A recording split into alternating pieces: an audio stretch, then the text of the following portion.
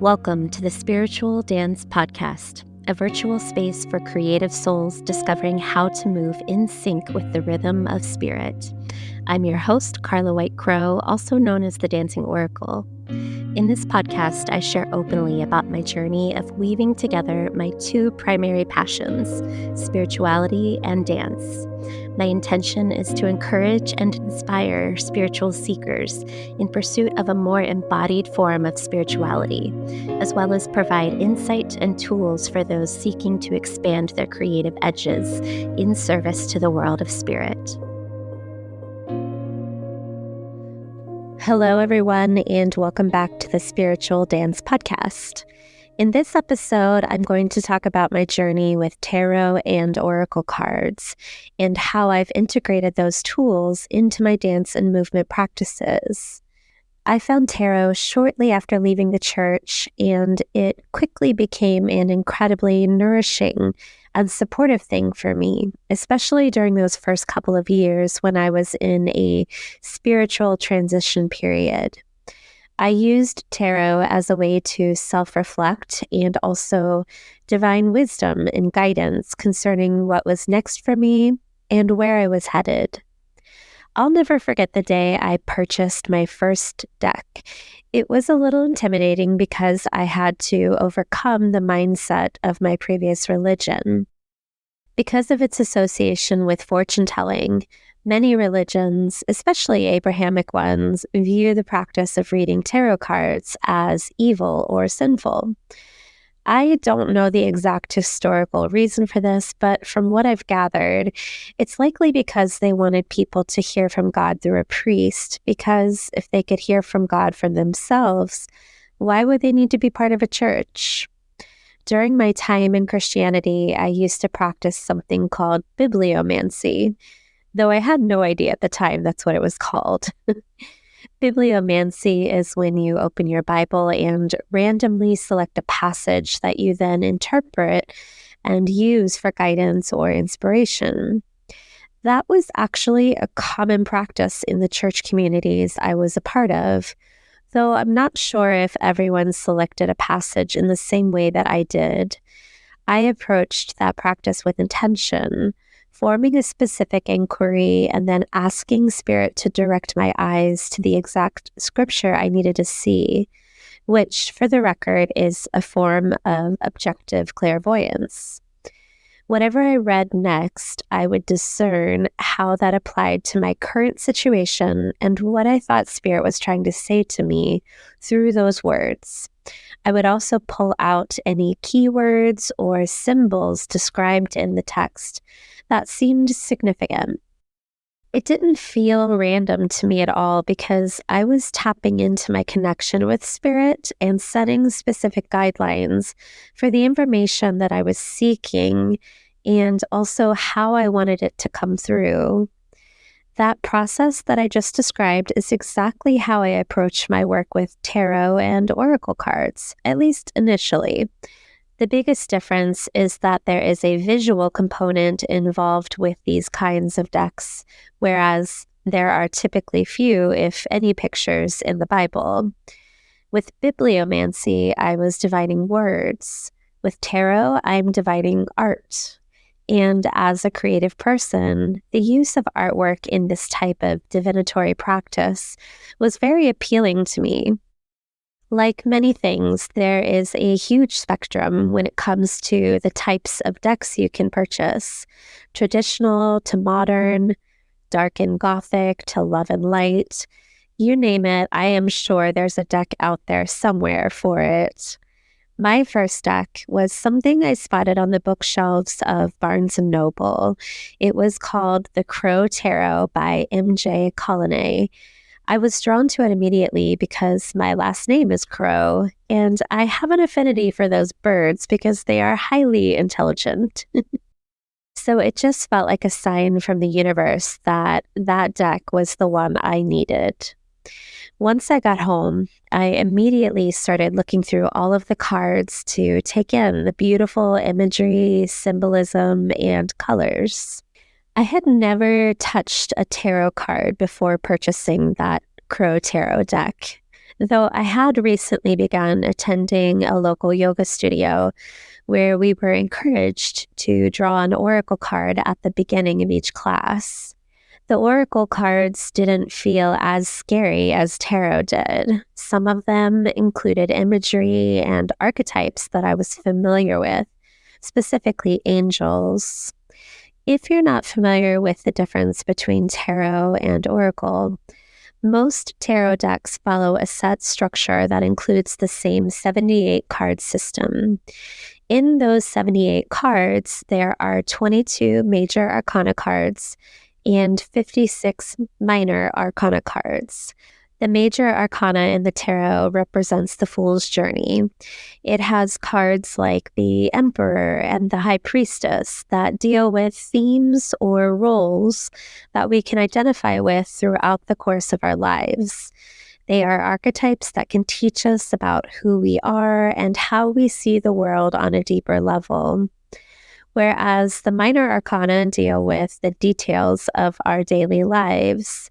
The minor arcana is split into 4 suits with 14 cards each, ace through 10, and then the court cards, which are the page, knight, queen, and king. Those 4 suits are the cups, wands, swords, and pentacles or discs. Each card has certain symbols and universally accepted meanings, no matter what deck you're using. I think this is why some people feel intimidated by the tarot, because there's information that one might feel the need to learn before working with the tarot. But your deck will come with a guidebook to help you understand the symbolism. Sometimes people feel like they shouldn't need to use the guidebook, like it's cheating or something.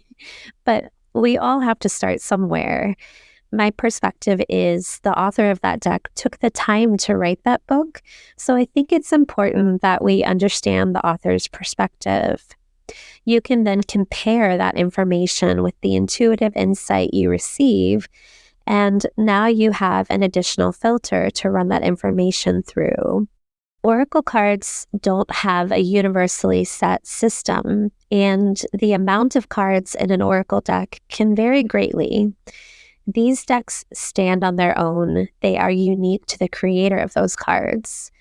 Oracle decks are often inspirational in nature, and I think that makes them a great first deck for someone who is sensitive to negative energy or has any type of religious conditioning that creates fear about using tarot cards. I don't recommend using the tarot if you feel afraid, because that fear carries a vibration that will influence your reading. If that's you, please know that there are plenty of beautiful oracle decks out there that will provide a much better introduction to this practice. If you are still moving through a deconstruction process, Kyle Gray has some incredible angel decks, and I also love Rebecca Campbell's decks for those who are new to oracle cards. As a dancer, my favorite oracle deck is the Cosmic Dancer Oracle by Sedona Soulfire and Tess Whitehurst. I will link all of those decks in my show notes. My best advice for selecting a deck is to go with your gut. Look for imagery and topics that speak to you. When you bring your deck home, I would suggest cleansing it before you work with it. I personally like to smoke cleanse each card. Some people will set the decks on their altars and maybe top it with a chunk of selenite. Others will clear negative energy with sound or flower petals. Once I felt called to set my deck out under the Pisces full moon. If I've been working with the deck for a while and I want to refresh its energy, I will put the cards in order according to the guidebook, knock on the deck 3 times, and then speak my intentions out loud over the cards, which is usually something like, "This is my deck. It belongs to me. These cards speak to the highest good of all whom I read for." Once you have your deck and you've cleansed it and set your intentions for it, the next thing to decide is how you want to approach shuffling and what method you'll use for pulling your cards. Everybody has a different opinion on this, and I think the method you choose should be personal to you.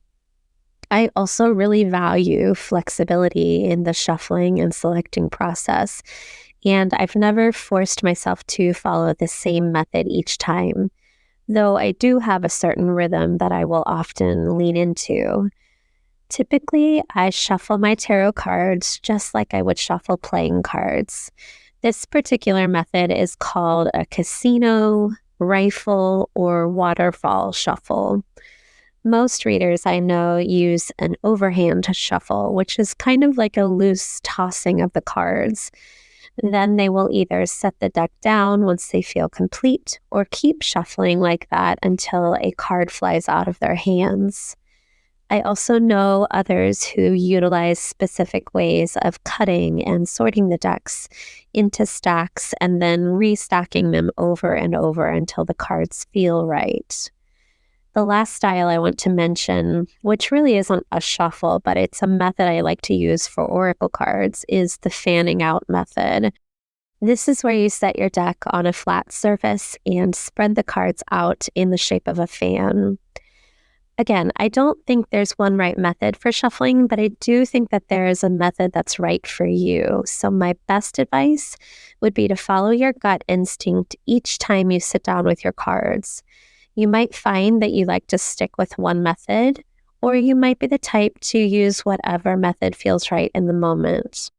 When I sit down with my cards, I usually begin with a waterfall shuffle for a good minute or so until I feel the energy of the deck and my energy beginning to merge. Then I will engage my clairaudience, asking Spirit to give me a number for how many more times I need to shuffle the cards before I start drawing. So, say I'm just shuffling and connecting with my deck. Then I'll have a moment where I feel like, okay, I'm ready to pull, and I will say to Spirit, how many more shuffles? And then almost immediately I get a number. Usually it's between 2 and 7. Then I will shuffle the cards that many more times and then stop and pull my cards. And I want to reinforce that as I am shuffling, I'm setting my guidelines with Spirit for the reading. So I'm usually speaking out loud, Spirit, please give me 3 cards for whomever concerning whatever. I like to get really specific with those instructions because the more specific I am with my expectations, I find the clearer the information is that I receive. I work with oracle cards a little bit differently. I do like to spread them out in front of me, and then I engage my objective clairvoyance, asking Spirit to draw my eyes to the exact card I need to see in that moment. Sometimes that's 1 card, and sometimes it's 2 or more. It just depends on the intention that I set for that reading as I'm spreading the cards out in front of me. If you've never worked with a deck of cards like this before, I would encourage you just to start playing with them at first. Get a feel for them in your hands and try out different shuffling methods to find the one that feels the best for you. Work with the methods that you already use to connect with Spirit, especially if you're someone who engages your psychic senses. Utilize those when you go to shuffle the cards and select them. I know some people who will spread the cards out on the floor and run their hands over them, slightly hovering above the cards, trying to sense the energy of the card that they need to see. That method has never really worked well for me, but I do know a lot of people who use it, and it works really well for them.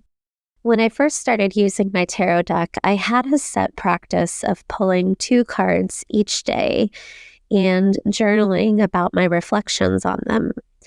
I would begin by lighting a candle and centering my energy through a few intentional breaths. Then I would call on Spirit and my higher self as I asked a question, which was typically, Spirit, what do I need to know today? In my mind, I had set the intention that the first card I pulled was the main thing I needed to know, and the second card was meant to be supplemental to help me dig a little deeper. I would always sit with the card and divine my own interpretations first before looking at the guidebook. Looking back, that step was super helpful in helping to cultivate an intuitive approach to the tarot.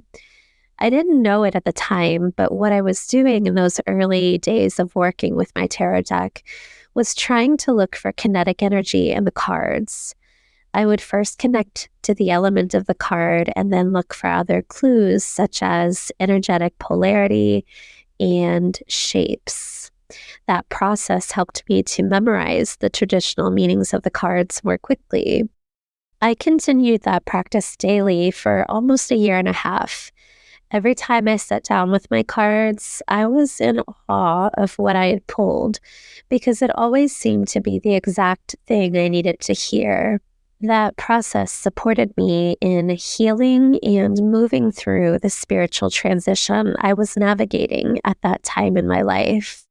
Eventually, I started to pull 3 cards instead of 2, using the third card as a way of asking for advice on what steps I could take next. I have numerous journals from those years, and I've never really been a journaler. But in that season, it felt important to write down what cards I was pulling, as well as the insights and intuitive nudges I was receiving. Every so often, I will go back and reread those journals. Doing so boosts my faith and reassures me that I'm on the right path. Working with my decks has helped me to navigate through some very difficult seasons. Over time, I've developed a close, intimate relationship with certain decks. Some of my decks I keep separate, especially my professional ones, the ones that I use to read for others. I don't let anyone else touch those. Other decks that are the most meaningful to me stay on my altars. I see them as sacred tools, and I like to treat them as such.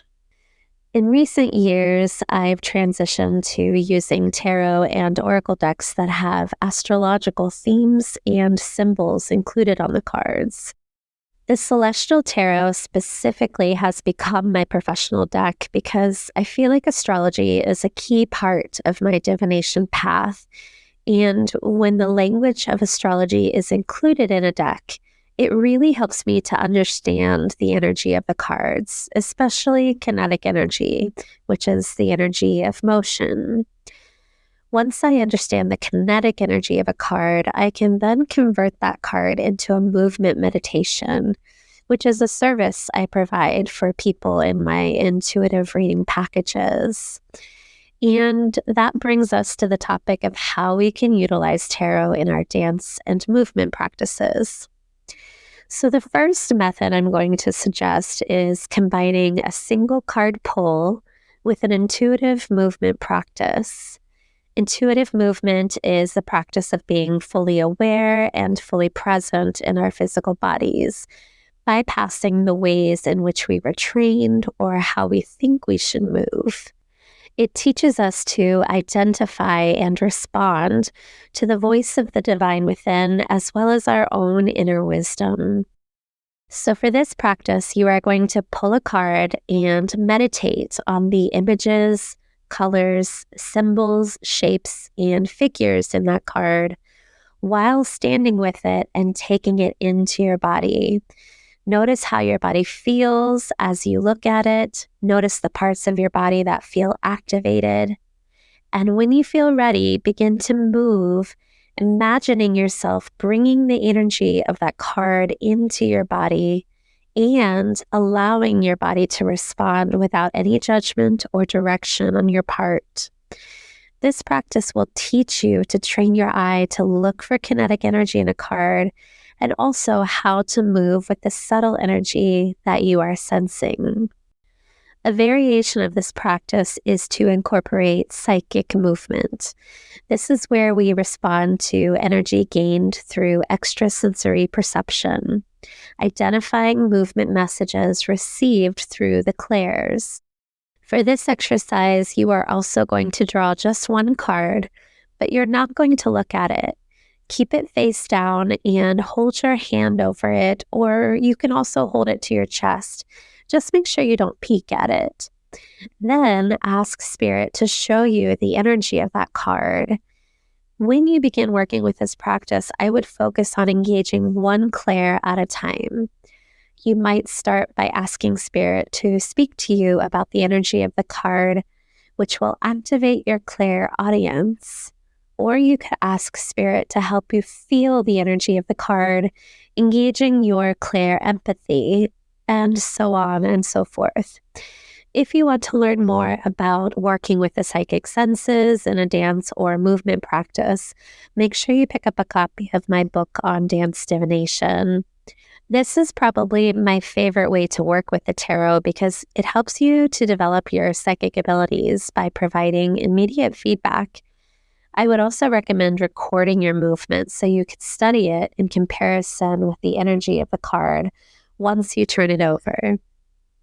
The next exercise I want to share is the combining of a card or several cards with an interpretive movement practice.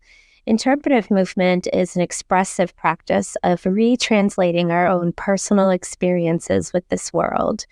In this particular exercise, we are expressing our interpretation of a particular card from our own perspective, allowing the information we receive from that card to create a raw and authentic kinetic response in our bodies. When you begin this practice, I think it's helpful to pull out the major arcana and begin working with just those archetypes initially. Once you've worked with this process for a while, you can pull 2 to 3 cards from your deck and create a movement story that links the themes of those cards. I've used that method many times as a choreographic device, and it has helped me during times when I've felt blocked creatively. The interpretive movement practice might seem similar to the intuitive movement practice, but there is a big difference. With intuitive movement, we are having our own unique response and experience as a result of viewing the card. That response doesn't have to express anything about the traditional themes and meaning of the card. It's about what the card triggers within our own psyche. But with interpretive movement, we are trying to communicate kinetically about the themes and meaning we see represented in a particular card. This provides us with a deeper understanding of that archetype and helps us to integrate its medicine into our lives when needed. If you would like an example of this or need some ideas on how to begin working with this practice, check out my Embodying the Major Arcana series on my blog. I share channeled movement as well as exercises you can use to get started. You can also use this practice to develop your own movement meditations by mimicking the energy depicted both in the card you've selected and in the astrological correlations or elemental correspondences associated with it. This is a powerful tool for personal growth and spiritual development. One last tip I want to leave you with is on the topic of reversed cards. Some people interpret reversals as a bad thing, and some just don't read reversals at all. I don't subscribe to a binary view of good or bad energy in the cards. I believe that every card has something to teach us. In my practice, I have set the intention that a reversed card means I'm working with yin energy or a receptive perspective versus yang energy or an external perspective. That means that if I pull a reversed card, I would meditate on what that means for me from an internal perspective. My movement would be focused on what's happening inside of me instead of expressing energy outside of myself or moving with someone or something outside myself.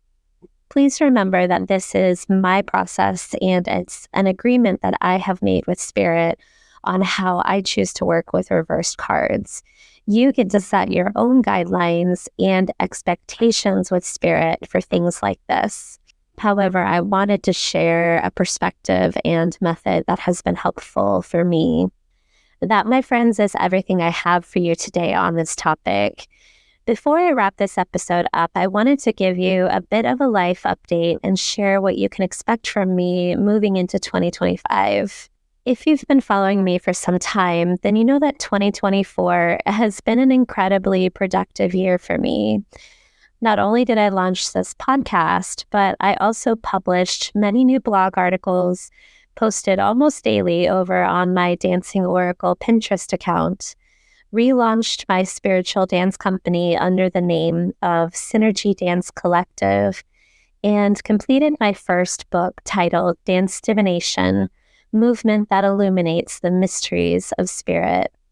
You can pre-order the Kindle version through Amazon right now.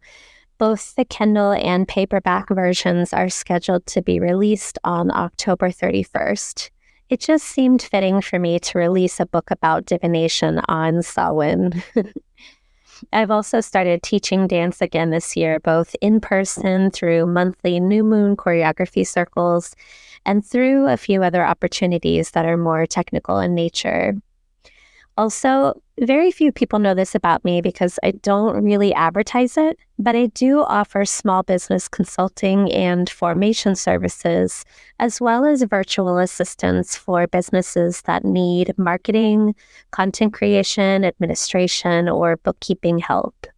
I have taken on a handful of new clients in that area this year, and I'm really enjoying that work.